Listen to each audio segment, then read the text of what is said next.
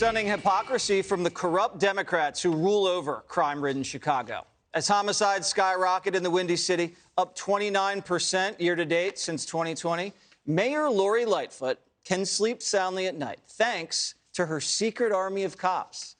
In 2020, a special unit of ready 70 officers was reportedly created to keep the mayor safe, in addition to the normal 20-cop-strong security detail she already has. This is really rich, considering Lightfoot was a major advocate for cutting funding to police. It is essential that the police department take responsibility for the way in which it's policed and the way in which it has, in many instances, alienated people of color, particularly African Americans in this city. We live in a city that is traumatized by a long history of police violence and misconduct. We can't rely upon the police to provide public safety. Judge, why would you need 70 officers to protect someone like that? Listen to this. I am going to shock you. I have spoken to two rather significant high-level people in law enforcement, and they tell me what I didn't expect I would be saying, and that is that the number 71 is not that unusual because you've got 24/7 operation, okay? And so it's around the clock, and you've also got the mayor's house, her security detail, and City Hall. So if you think about that, that's a lot of people assigned. Now, that doesn't mean that I forgive her for all her lunacy, because I think that what she has done is terrible. Her job, is, instead of blaming the police and saying the city of Chicago is traumatized because of the police, she should know from her own statistics that when she stopped defunding the police and decided to somewhat up the budget from not to where it was, but a little bit from where she defunded it, crime started to go down a teeny bit. She understands that police on the streets are what stops crime. And so she has a right to have her own, security detail. I had a security detail when I was the DA. I mean, it's serious business, and only they know what is appropriate. It's easy to talk about defunding the police when you've got your own brigade, right? I mean, this reminds me exactly of TV hosts talking about how important the shutdowns were because we still did our shows.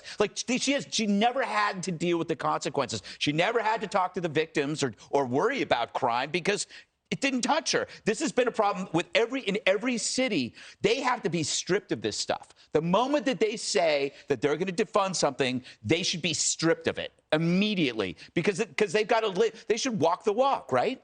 Now, well, that's a different issue. I mean, the question is 71 appropriate for your house, for the mayor's office, and your personal detail? The answer is yes. But I agree with you. People like Cori Bush, I mean, we want to defund the police. We hate the police. They're responsible. And yet you're spending $200,000 a year, whatever the crazy number is. It's wrong. Joe Biden's still really on the defensive about the whole defund the police thing. So he's throwing a lot of money at the issue, and he was asked about it. I'm not sure if he had a note card for this answer, but let's listen, Dana. Is any of it related to political pressure from Republicans saying that Democrats are soft on crime, that you guys are careening to the left? Isn't it kind of fascinating? When I first got elected, I was being beat up because I supported the police too much for the previous 30 years. No, that's what I think. Oh, what do you think? Creepy whisper. I think that, It's so creepy. It is. I think that is what he thinks, and I don't think it is for political reasons that he has put this in the budget. Maybe a little bit, but his political problems for the midterms aren't necessarily on the right or in the center. His problems are on the left. Remember what AOC, Congresswoman Alexandria Ocasio-Cortez, said last week?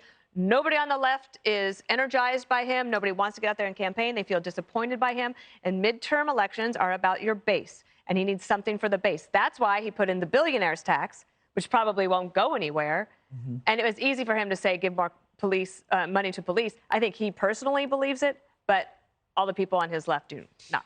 Piers, you went out and did a Man on the Street segment, which we're going to be airing tonight at 7 o'clock. Were you assaulted immediately upon leaving the building by all these people out here in New York City? I was celebrated would be the phrase I would use. Celebrated. You know what this reminds me of, though, this defund the policing? It's the worst political slogan, I think, imaginable. You know, like 99% of people that hear it go, what the hell are you talking about? So politically, it's a complete fiasco. But if there's one thing that is guaranteed, doesn't matter where you are in the world, guaranteed to enrage an electorate, it is elected officials preaching one thing and doing the complete opposite. And we've got a very interesting case in the UK right now with Partygate, where Boris Johnson, the Prime Minister, and his entire Downing Street staff, having announced all these lockdown rules for the country and very draconian restrictions for 18 months, it turned out they were partying, breaking their own restrictions every single week. In fact, 20 of them got fined today. We don't know who they are yet. It may even include Boris Johnson, in which case his own position might become untenable. But the rage is not about the fact they were having parties. And the rage about this is not that Mayor Lightfoot is having her own security. I think most people would accept she needs it. The rage is the brazen hypocrisy. I'd like to defund hypocrisy, because that is a corrosive thing for any elected official. It's the fact that she was out there saying, we don't need so many police, but actually I do. You don't, so you can all suffer the crime. You know, my youngest son is currently at university in Chicago, and he says it's scary out there. Yeah, is that because he's your son, or is it because of Chicago? That's the best thing about being in Chicago. People are stopping him in the street saying, wow, I love your dad. No, it's, you'll see that on the video later, unless you've edited it, have you? Yeah, well, we're going to make some edits. What's up with Boris's hair? Yes. Here's the thing about Boris's hair. I've seen him do this. I did a show called Question Time, panel show in the UK about politics. And it was all straight when he arrived in Kent. And I watched him look around like that and then ruffle it up. It's completely deliberate, as most things are with Boris Does he Johnson. think it advantages him? Yes, he thinks the sort of, slightly wild, scatty. He sees himself as a kind of Heathcliff He figure spends from as much Brideshead time Revisited. on making his hair look like that as we do. Yeah. Speak for yourself, Dana. Wake up like this. Hey, Sean Hannity here. Hey, click here to subscribe to Fox News YouTube page and catch our hottest interviews and most compelling analysis. You will not get it anywhere else.